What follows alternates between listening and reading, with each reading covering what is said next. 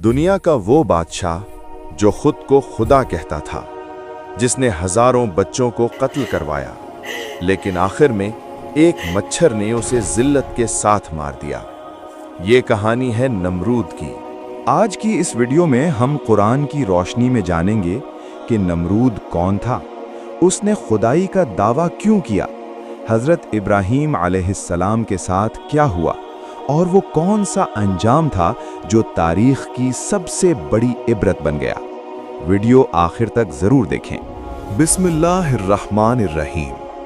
जब तूफान नूह खत्म हुआ और जमीन एक बार फिर खामोश हो गई तो दुनिया पर सिर्फ वही लोग बचे जो हजरत नूह अलैहिस्सलाम के साथ कश्ती में सवार थे। इंसानी तारीख ने एक नई शुरुआत की, मगर कुछ ही वक्त बाद इसी दुनिया में एक नया फितना जन्म लेने वाला था। इंसानी तारीख में कुछ किरदार ऐसे गुजरे हैं जिन्होंने ताकत, दौलत और इक़्तिदार के नशे में अल्लाह ताला की रुबूबियत को चैलेंज करने की जसारत की। उन्हीं में एक नाम नमरूद बिन केनान का भी आता है। नमरूद कोई आम बादशाह नहीं था, बल्कि वो शख्स था जिसने खुल्लम खुल्ला खुदाई का दावा किया, खुद को रब कहलवाया और अल्लाह के नबी हजरत इब्राहीम अलैहिस्सलाम के मुकाबले में खड़ा हुआ। कुरान मजीद नमरूद का नाम सराहतन नहीं लेता, मगर सूरत अल-बकरा आयत 258 में जिस जालिम बादशाह का जिक्र है, मुफस्सिरीन के नज़दीक वो नमरूद ही था। ये वाक़या सिर्फ एक तारीख़ी किस्सा नहीं, बल्कि हर दौर के इंसान के लिए एक जिंदा सबक है। तारीखी रिवायात के मुताबिक नमरूद बिन कनान हजरत नूह अलैहिस्सलाम के बेटे हाम की नस्ल से था। तूफान नूह के बाद जब दुनिया दोबारा आबाद हुई तो बाबिल, मौजूदा इराक के इलाके में नमरूद की हुकूमत कायम हुई। वो अपने ज़माने का सबसे ताकतवर बादशाह था। उसके पास वसी सल्तनत, मजबूत फौज, जदीद हथियार, उस दौर के हिसाब से दौलत और खजाने, माहिर नुजूमी और जादूगर मौजूद थे। रफ्ता रफ्ता नमरूद के दिल में तकब्बुर पैदा हुआ और वो खुद को सबसे बड़ा ताकतवर समझने लगा। यही तकब्बुर उसे कुफ्र तक ले गया। नमरूद सिर्फ जालिम बादशाह नहीं था, बल्कि उसने बाकायदा उलूहियत का दावा किया।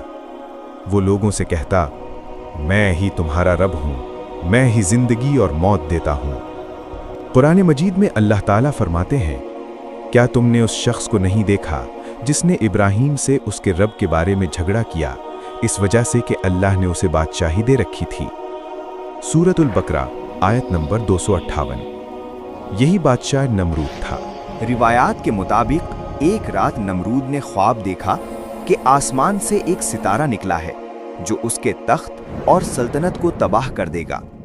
उसने फौरन अपने नजूमियों और काहिनों को बुलाया। उन्होंने हिसाब लगाकर कहा, इस साल एक बच्चा पैदा होगा जो आपकी बादशाही और आपके दीन को खत्म कर देगा। ये सुनकर नमरूद खौफजदा हो गया। फौरन अपने सिपाहियों को, अपने वजीर को और अपने दरबारियों को बुलाया और कहा, मैंने तुम सबको बुलाया है इसलिए कि काहिनों ने कहा है कि एक बच्चा मेरी सल्तनत के लिए खतरा बनेगा। तो सुन लो मेरा हुक्म, इस साल पैदा होने वाला हर लड़का कत्ल कर दिया जाए।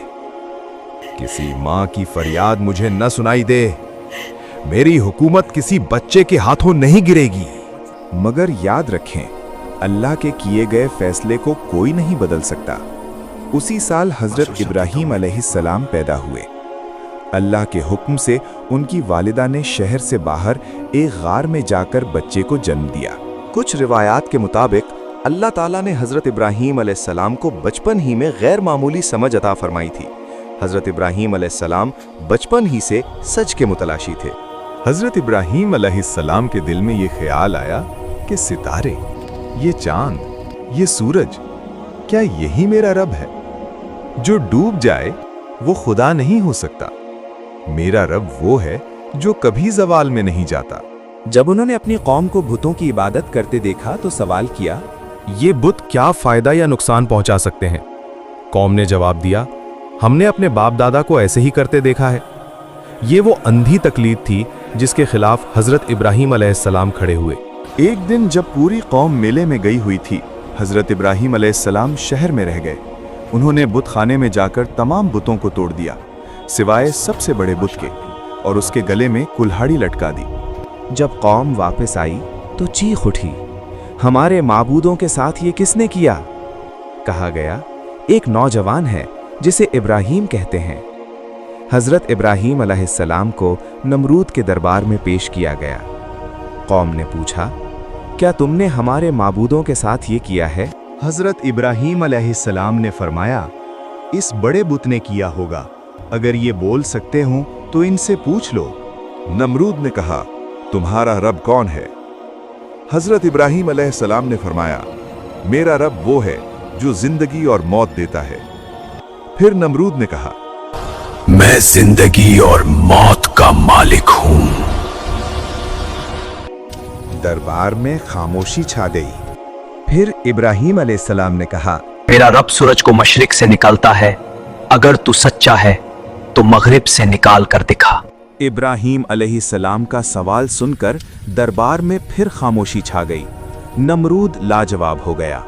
قرآن کہتا ہے، پس وہ کافر ہکا بکا رہ گیا۔ سورۃ البقرہ 258۔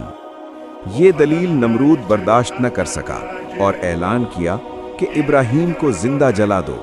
قوم نے مہینوں تک لکڑیاں جمع کی، اتنی بڑی آگ تیار کی گئی کہ پرندے بھی اس کے اوپر سے گزرتے تو جل جاتے تھے۔ حضرت ابراہیم علیہ السلام کو منجنیق میں باندھ کر آگ میں پھینکنے کا فیصلہ ہوا۔ نمرود نے حکم دیا کہ ابراہیم کو آگ میں پھینک دیا جائے۔ جب حضرت ابراہیم علیہ السلام کو آگ میں پھینکا گیا تو اللہ تعالیٰ نے فرمایا، اے آگ، ابراہیم پر ٹھنڈی اور سلامتی والی ہو جا۔ سورۃ الانبیاء آیت 69۔ آگ جلانے کے بجائے باغ بن گئی۔ حضرت ابراہیم علیہ السلام سلامت باہر آئے۔ یہ منظر نمرود کے لیے بدترین شکست تھا۔ نمرود نے اللہ سے جنگ جاری رکھی، یہاں تک کہ نمرود نے اللہ سے لڑنے کے لیے اپنی فوج بھیجی تو اللہ نے مچھڑ کی فوج بھیجی۔ اللہ کی اس ادنا مخلوق نے نمرود کے اس طاقتور فوج جس پر غرور کرتا تھا اسے لمحوں میں ہلاک کر دیا۔ روایات کے مطابق ایک مچھر نمرود کی ناک کے ذریعے اس کے دماغ میں داخل ہو گیا۔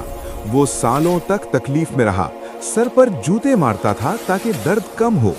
آخرکار اسی ذلت کے ساتھ نمرود ہلاک ہوا۔ ناظرین، واقعی سے حاصل ہونے والے اسباق یہ ہے کہ تکبر انسان کو ہلاک کر دیتا ہے۔